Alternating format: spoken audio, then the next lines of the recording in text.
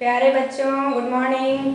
आज हम आए हैं फिर से आपके पास आपके हिंदी बुक के फर्स्ट चैप्टर का एक्सरसाइज वर्क लेकर। अभी बुक तो हम लोग चैप्टर तो हम लोगों ने पढ़ लिया था पहले, लेकिन एक्सरसाइज का काम बाकी रह गया था। तो हम लोग अभी एक बार कविता को फिर से पढ़ लेते हैं और उसके बाद हम लोग अभ्यास कार्य पूरा इसका कर लेंगे। तो कविता है, देखिए आपके पास, इसका शीर्षक है मन के भोले भाले बादल। झब्बर झब्बर बालों वाले, गुब्बारों से गालों वाले, लगे दौड़ने आसमान में, झूम झूम कर काले बादल। कुछ जोकर से तोंद फुलाए, कुछ हाथी से सूंड उठाए, कुछ ऊँटों से कुंवड़ वाले, कुछ परियों से पंख लगाए। आपस में टकराते रह शेरों से मतवाले बादल।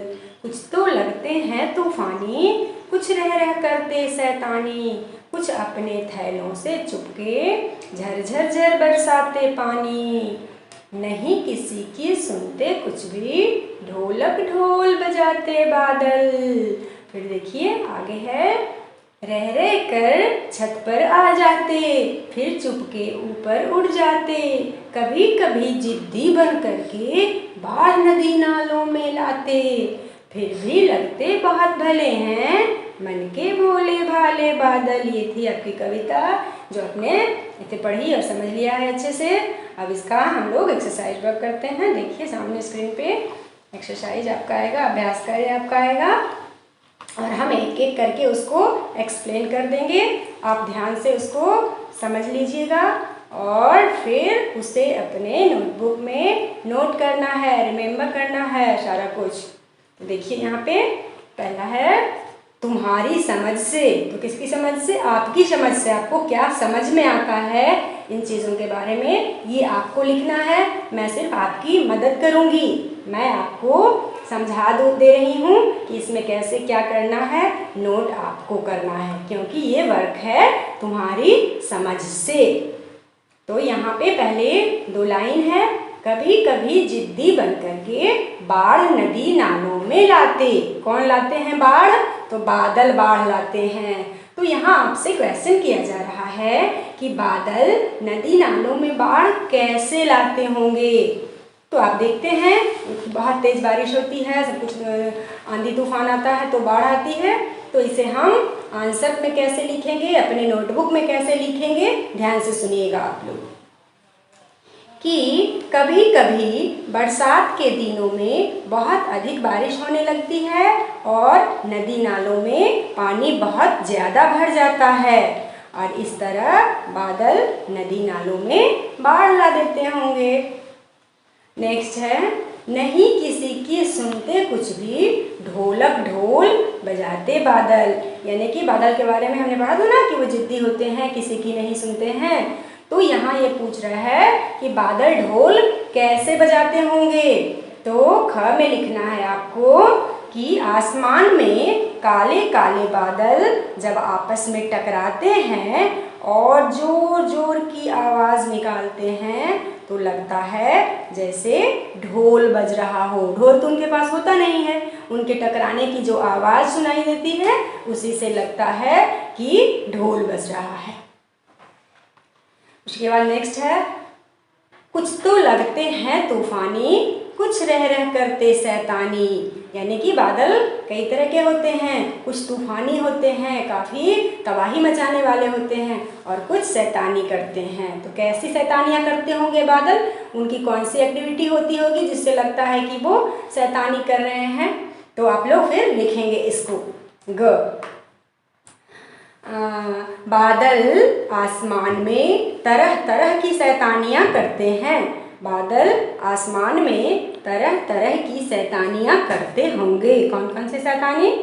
तो कभी जोर जोर से गरजते हैं, कभी रिमझिम बरसते हैं, कभी तूफान ला देते हैं, नदी नालों में बाढ़ ला देते हैं, तो कभी बिल्कुल शांत हो जाते हैं, कभी बिल्कुल शांत हो जाते होंगे। तो इस तरह की शैतानियाँ बादल करते होंगे। अब देखिए यहाँ कैसा कौन, अगला भाग है आपके एक्सरसाइज का, कैसा कौन। यानी कि यहाँ तुलना की गई है किससे? सूरज के जैसा कौन है, फिर चंदा के जैसा कौन है, हाथी सा क्या और कौन है। तो इसे हम लोग एक बार देख लेते हैं। एक्सरसाइज में दिया हुआ है ना, सूरज सी क्या होगी? यहाँ है चमकीली। तो किसकी तुलना की गई है? थाली की। सूरज गोल होता है ना, हम लोग जहाँ से देखते हैं तो सूरज कैसा दिखाई देता है? गोल गोल दिखाई देता है। हम लोगों के घर में जैसा प्लेट होता है वैसा दिखाई देता है। तो यहाँ है सूरज सी चमकीली क्या है? तो थाली। चंदा सा क्या होगा भाई? चंदा भी गोल दिखाई देता है, तो चंदा सा क्या होगा प्यारा?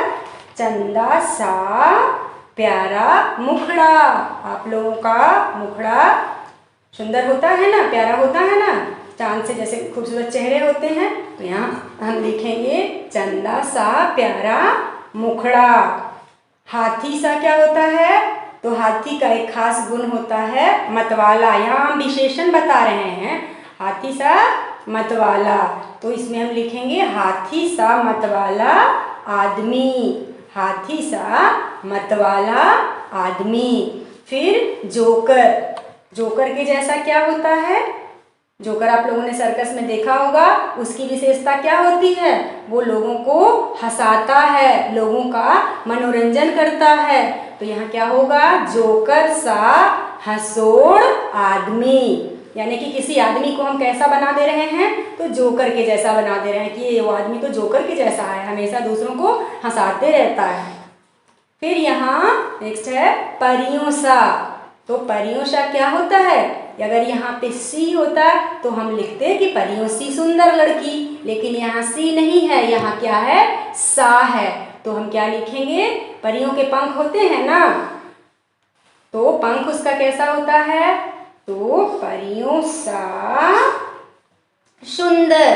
परियों के पंख सुंदर होते हैं, परियों सा सुंदर पंख। किसी के पास पंख है तो कैसा है? परियों के जैसा सुंदर है। फिर गुब्बारे सा। गुब्बारा होता है फूला फूला गोल गोल, तो वैसा क्या आपने देखा है? जोकर का तोंग देखा है ना, गुब्बारे जैसा फूला फूला पेट होता है। तो यहाँ हम क्या बताएंगे? गुब्बारे सा फूला पेट। यहाँ क्या भरेंगे? गुब्बारे सा फूला पेट। उसके बाद है ढोलक सा। ढोलक कैसा होता है? थोड़ा मोटा मोटा सा होता है, लेकिन ढोलक के अंदर खाली होता है। ढोलक के अंदर खाली होता है, तो हम ढोलक के जैसा क्या लिखेंगे? ढोलक सा खाली डब्बा। ढोलक सा खाली डब्बा। फिर हम लोग आगे आते हैं। नेक्स्ट है कविता से आगे। अब इसमें क्या करना है भाई? ये कविता से आगे क्यों है? हम तो कविता ही पढ़ रहे हैं। तो कविता से आगे हमको पढ़ना है कि हम इस कविता को पढ़कर क्या सीखे और उसके बारे में हम आगे क्या सोच सकते हैं, ये हमें लिखना है। तो हमको बताना है तूफान क्यों, तूफान क्या होता है? तूफान क्या होता है? बादलों को तूफानी क्यों कहा गया है? तो तूफान क्या होता है? पता है, जब आप तेज तेज हवाएं आती है, बादल गरजते हैं, जोर जोर की बारिश आती है, पेड़ हिलने लगते हैं, वैसा जो स्थिति जब उत्पन्न हो जाता है तो हम लोग कहते हैं कि तूफान आ गया है। इसको हम क्या कहेंगे, कैसे लिखेंगे? जब तेज हवाएं चलने लगती है, आकाश में काले काले बादल छा जाते हैं, जोरों से बिजली कड़कने लगती है और मूसलाधार बारिश होने लगती है। मूसलाधार बारिश मतलब बहुत जोरों की बारिश। मूसलाधार बारिश का मतलब क्या हुआ? बहुत जोरों की बारिश, और इस स्थिति को तूफान कहते हैं। तो यहाँ फिर है क्वेश्चन का नेक्स्ट पार्ट कि बादलों को तूफानी क्यों कहा गया है? बादलों को तूफानी क्यों कहा गया है? तो बादलों के कारण ही तूफान आता है। आसमान में जब बादल ज़्यादा छा जाते हैं, घने बादल छाते हैं, तभी भयंकर तूफान आता है। तो यहाँ हम लिख सकते हैं कि बादलों के कारण ही तूफान आता है, इसलिए इसे तूफानी कहते हैं। तो नेक्स्ट क्वेश्चन है कि साल के किन किन महीनों में ज़्यादा बादल छाते हैं? साल के किन किन महीनों में ज़्यादा बादल छाते हैं? तो हम लोगों ने देखा है, पढ़ा भी है कि हम लोगों के यहाँ 3 ऋतुएं होती हैं सबसे ज़्यादा। मुख्य रूप से 3 ऋतुएं होती है, सर्दी, गर्मी और बरसात। तो बादल किस में आते हैं? बरसात में आते हैं। बरसात में तो 4 महीने का बरसात ऐसे होता है, लेकिन किन महीनों में ज़्यादा बादल छाते हैं? ज़्यादा बादल, ठीक है, हमें देख रहा है कि ज़्यादा बादल, तो हम लिखेंगे कि जुलाई और अगस्त महीने में ज़्यादा बादल छाते हैं। हमेशा बारिश होती रहती है, जुलाई और अगस्त में ज़्यादा बादल छाते हैं, ठीक है। ख हो गया। ग है, कविता में काले बादलों की बात की गई है। हम लोगों ने ऊपर कविता पढ़ी थी, उसमें बादलों के कैसे होने की बात की गई है? काले होने की बात की गई है। तो क्या बादल सचमुच काले होते हैं? हमें ये पता लगाना है, हमें इसमें जानकारी हासिल करनी है कि क्या बादल सचमुच काले होते हैं। तो हम इसका आंसर लिखेंगे। कैसे लिखेंगे? इसमें दोनों बातें होती है, बादल काले होते भी हैं और काले नहीं भी होते हैं। तो कैसे, हम इसे समझ लेते हैं। देखिए, वैज्ञानिक दृष्टिकोण से, यानी कि साइंस के दृष्टि से, वैज्ञानिक दृष्टिकोण से बादल काले नहीं होते हैं। वैज्ञानिक दृष्टिकोण से बादल काले नहीं होते हैं, क्योंकि ये जलवाष्प होते हैं। जो पानी से वाष्प निकलकर आसमान में जमा होते हैं तब बादल बनता है, पता है आप लोगों को। तो हम इसे लिखेंगे कि वैज्ञानिक दृष्टिकोण से बादल काले नहीं होते हैं, क्योंकि ये जलवाष्प होते हैं।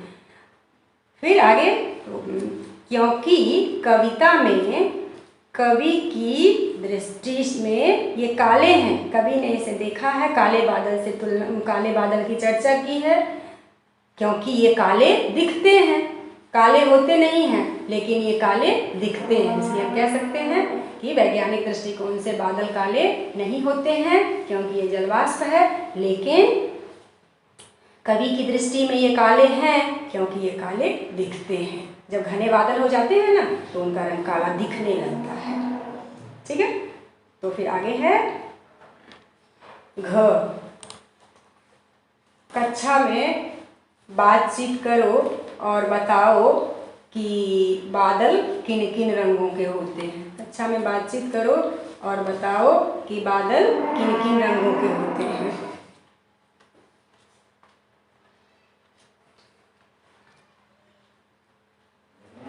तो ये आप लोगों को आपस में डिस्कस करना है, आपस में बातचीत करके ये सारी बातें करनी है।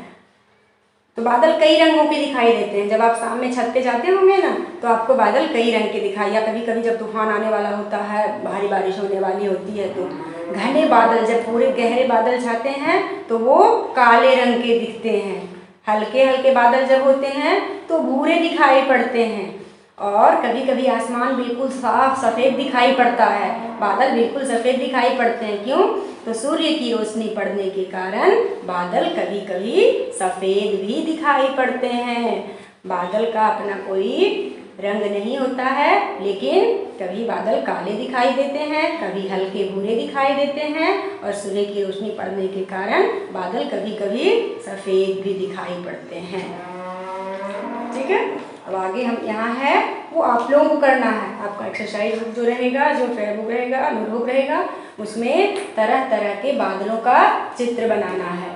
यहाँ काले काले डरावने बादल, जब वो खूब पानी भरे हुए हैं, खूब पानी बरसाने की स्थिति में है, तो उस तरह के उसमें बादल के चित्र बनाने हैं। यहाँ देखिए कैसे हैं, गुब्बारों से फूले फूले गालों वाले बादल बनाने हैं। यहाँ हल्के फुल्के सुहाने जो हवा आसमान में उड़ रहे होते हैं, हल्के ग्रे कलर के बादल या फिर सफ़ेद बादल, वैसे बादल आपको बनाने हैं। और नेक्स्ट है, नेक्स्ट एक्सरसाइज वर्क है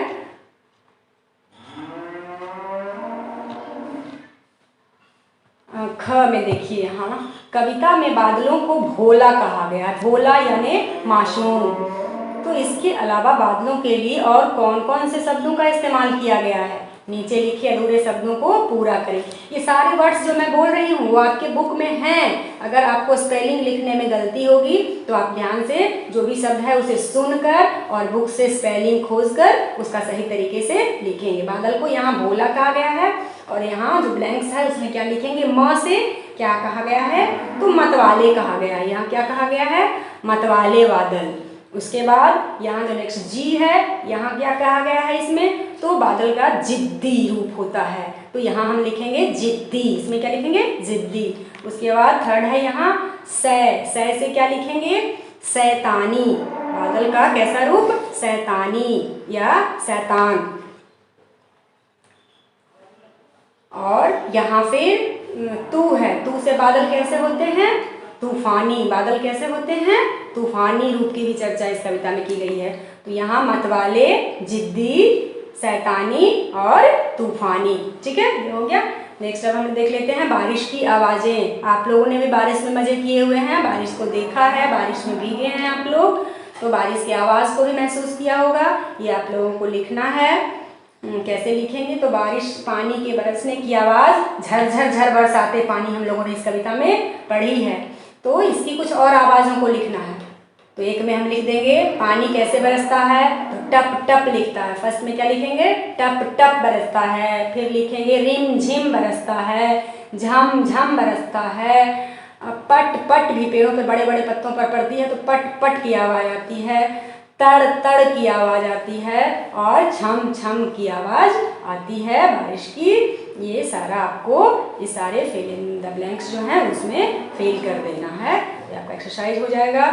उसके बाद कैसे कैसे पेड़, तो ये आपको करने का वर्क है। कहीं से बादलों की तरह पेड़ भी अलग अलग जैसे होते हैं, हर पेड़ का शेप अलग अलग होता है, पीपल का पेड़ अलग लगता है, नारियल, केला, सभी पेड़ अलग अलग होते हैं।